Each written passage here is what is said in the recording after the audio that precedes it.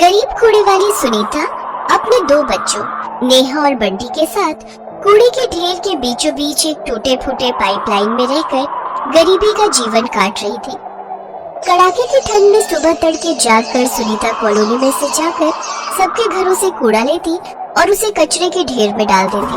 फिर उसमें से कूड़ा बिनने लग जाती है ताकि वो अपने गरीब बच्चों का पेट पाल सके। नेहा और बंटी हाथ पांव सिकोड़कर जनवरी महीने की कड़ाके की ठंड में पाइपलाइन में सो रहे थे कि तभी कूड़े कचरे की गंदी बदबू से दोनों की आंख खुल जाती है। माँ, कब तक हमें यूं ही कचरे के ढेर की बदबू के बीच सोना पड़ेगा? ये सुनकर सुनीता की आंखें भीग जाती हैं और फिर वो कहती है, बच्चों, ये कचरे का ढेर ही अब हमारा घर है, क्योंकि इसी काम की वजह से हम अपना पेट भर पा रहे हैं और तुम्हारी लाचार माँ की इतनी कमाई नहीं हो पाती कि वो एक कमरा किराए पर ले सके। मुझे माफ करना मेरे बच्चों। माँ, जहाँ तुम हो वही हमारा घर है, हमें और कुछ नहीं चाहिए।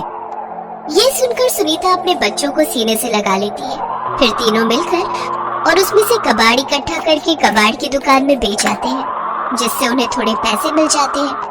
फिर उससे आटा लाकर वो कूड़ेदान के पास बनाए हुए चूल्हे पर रोटी बनाकर उसे नमक के साथ अपने बच्चों को परोसती है। इसी तरह उस गरीब कूड़े वाली का हर दिन कचरे के ढेर से शुरू होकर कचरे के ढेर में ही खत्म हो रहा था। ऐसे ही एक रोज बहुत तेज बारिश हो रही होती है। तभी निशा नाम की एक जवान लड़की उनकी पाइपलाइन के पास आती है और सुनीता से कहती है, देखिए, मुझे बहुत भूख लगी है, अगर आपके पास खाने को कुछ है तो मुझे दे दीजिए। मुझे मेरी सौतेली माँ ने घर से निकाल दिया है। हाँ, तुम पहले पाइपलाइन के अंदर आ जाओ, बाहर भीग जाओगी। वो उसे पाइपलाइन के अंदर बुला लेती है। फिर पाइपलाइन के अंदर ही रोटी और चटनी बनाकर सबको खाने को देती है। तभी नेहा अपनी माँ से कहती है, वाह माँ, आज तो चटनी के साथ रोटी खाकर मजा ही आ गया। इतने दिन से सूखी रोटी नमक के साथ खाकर मन भर गया था। ये सुनकर निशा की आंखें भर जाती हैं। सुनीता जी, वैसे आप कब से इन मासूम बच्चों के साथ यहाँ रह रही हैं? पिछले 4 साल से। आपके पति वो कहाँ है? मेरे पति एक फौजी थे। जब बंटी मेरी कोख में था तो जंग में लड़ते हुए वो शहीद हो गए थे। तभी मेरी सास ने मुझे मनहूस मानते हुए अपने घर से निकाल दिया था। तब से मैं इसी पाइपलाइन में आकर अपनी बेटी के साथ रहने लगी।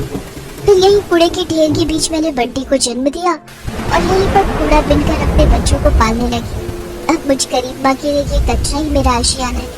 ये बात सुनकर निशा की आंखों में आंसू आ गए। एक शहीद की विधवा और उसके बच्चों को ऐसी जिंदगी जीनी पड़ रही है।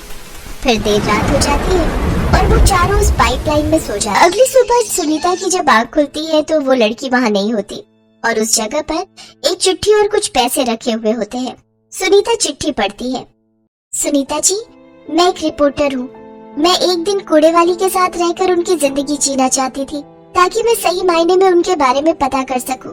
मुझे माफ कीजिएगा, मैंने आपसे झूठ बोला, लेकिन जिस झूठ में अच्छाई छुपी हुई हो वो 100 सच के बराबर होता है। आपको आपका घर इज्जत के साथ वापस मिलेगा, ये मेरा वादा है आपसे। रिपोर्टर निशा खुराना। 3 दिन बीत जाते हैं। अब हर जगह उस लाचार कूड़े वाली की चर्चाएं फैल जाती हैं। सभी उसकी ओर हमदर्दी जताने और उसकी मदद के लिए आगे आते हैं। फिर उसकी सास निर्मला भी वहाँ आ जाती है। माँ जी, आप यहाँ? घर चल बहू, तेरी ये सास अपने किए पर बहुत शर्मिंदा है। अब तुझे और मेरे पोते पोती को इस कचरे में रहने की कोई जरूरत नहीं है। माँ, ये कौन है? ये तुम्हारी दादी है बच्चों, जो हमें लेने आई है।